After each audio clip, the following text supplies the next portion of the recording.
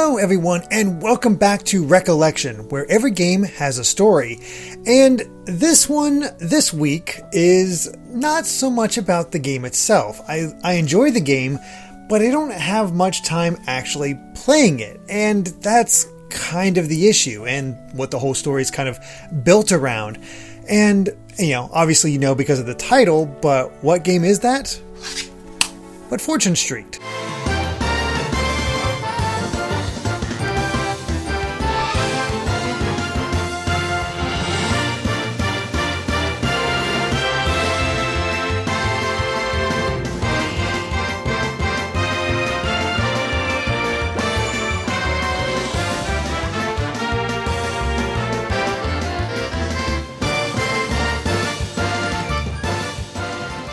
And it's a game that I think has built up a bit of a cult following, but a very minor one. It is very small. Especially because when I picked it up, I really still didn't have that much recollection of Dragon Quest. I knew 1, I knew 8, and that's about it. Maybe a little bit of 9. So that's about the lengths I had as far as Fortune Street itself. And of course, you had all the Mario characters.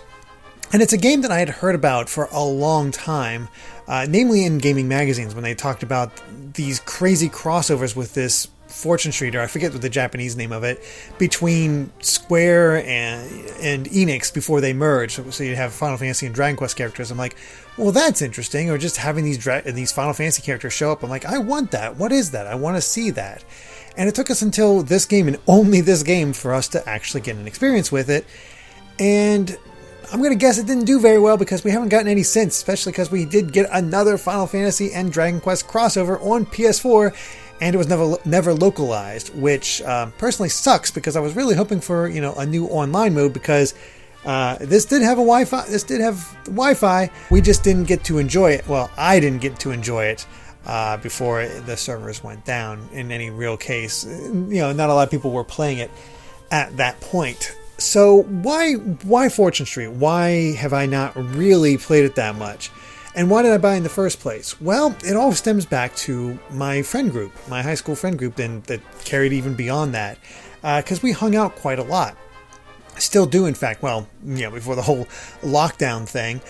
But we make it a point to see each other every year. But before that, when we were still living in the same hometown and got together quite regularly, we'd have board game nights, we'd play video games, we'd play card games, we'd play video games, just whatever. We got together and just had a lot of fun. And something that rose up among the group was us playing a lot of Monopoly and just kind of getting into it. And some of the more, let's go with the smarter people in the group, or heady, let's go with that instead. They're very intelligent, but they are analytical as all get out and love to go even beyond. We were playing Monopoly so much that they started coming up with their own rules to try to help things move even a little faster and change things up. And what they ultimately came up with was a stock system, where you could put stocks up for sale on each property. We'd calculate how much, well, they would have calculated, because I'm terrible at math. They calculated how much each property was worth, how much, the stock you could get from it was, and how, if somebody, you landed on some, or somebody landed on it, and they, you got your portion, and then that portion went off to your stockholders, whoever had stocks. So it became very possible to win Monopoly and not own a single property. It was very interesting and a lot of experimentation, and it kind of just became this thing that we constantly played in the friend group. And it's I think they called it Evilopoly, and I know they went through a lot of phases with this whole idea, trying to basically come up with their own version of Monopoly that they could make into a board game itself. It never actually went anywhere. I know they wanted to do something with the railroad systems and allow you to skip things, but have a toll and even go beyond what was already established. But at the core, we did have Evilopoly, basically just stocks. And I always had a lot of fun with it. It was complicated, and if you didn't pay attention, these friends would cheat you. They would skim a little off the top, or maybe not put the right amount in. You had to keep very good track of the math, and that was kind of the fun of it. Just trying to, because it is Evilopoly. You're playing the stock market, and insider trading and all that is free game as long as you don't get caught. And so you really kind of forced us all to really pay attention to the game. So fast forward to me discovering Fortune Street, and I did this through this version. I didn't pick it up when it came out just because it didn't get the greatest of reviews from what I remember.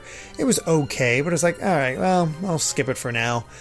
And again, fast forward to a few years later, after I started watching YouTube a bit more, and turns out there's a group of guys that started playing this game pretty regularly, like constantly. And I really enjoyed watching each and every playthrough and how the ideas came through. And of course, that is the Runaway guys, Chugger Conroy, Proton John, and Nintendo Capri Sun. And they always have a guess as well. And I always enjoyed watching it. It really gave me an appreciation for what this game did, the strategies involved, and it also made me realize, it's like, holy crap, Fortune Street is just my friend's Evilopoly, except we don't have to do math. We don't have to worry about math. It's all taken care of, and it's, easier. Perfect, because looking at the Runaway guys, this looks like a blast of play. I know my friends are we're into Evilopoly. I'm going to pick this game up, and it'd be perfect for us to play together. So I do so. I get the game, got it all set, went to a game night and wanted to introduce it to them. They had no interest whatsoever. Even though it was the game that they had created basically in video game form, nope, there was no interest there. And I guarantee you they did not plagiarize this. This is just them coming up with the idea on their own because they did not know about the series. They're mainly PC gamers for the most part, and they were just not aware of this. And so it ended up being that even though I bought this and was hoping to play it with all of them, no, didn't really turn out that way. They just weren't interested, and I ended up not really playing it. I maybe got 2 matches in, and I tried playing single player, but to anybody who knows how single player in Fortune Street goes, yeah, the computer's kind of rough and extremely cheap, and guess what? You still have to do it because if you want to unlock everything in the game, you can only do it through single player, so it's a bit rough in that case. And it's one of those things. It's one of those, like, I love this game.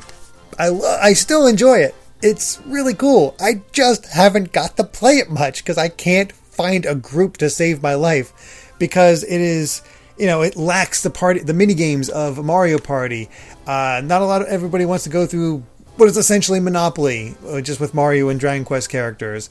It just is a very niche thing, and I could maybe find 1 or 2 people, but it was never all in one place where everybody was like, yeah, let's play Fortune Street. It just did not happen. And it sucks.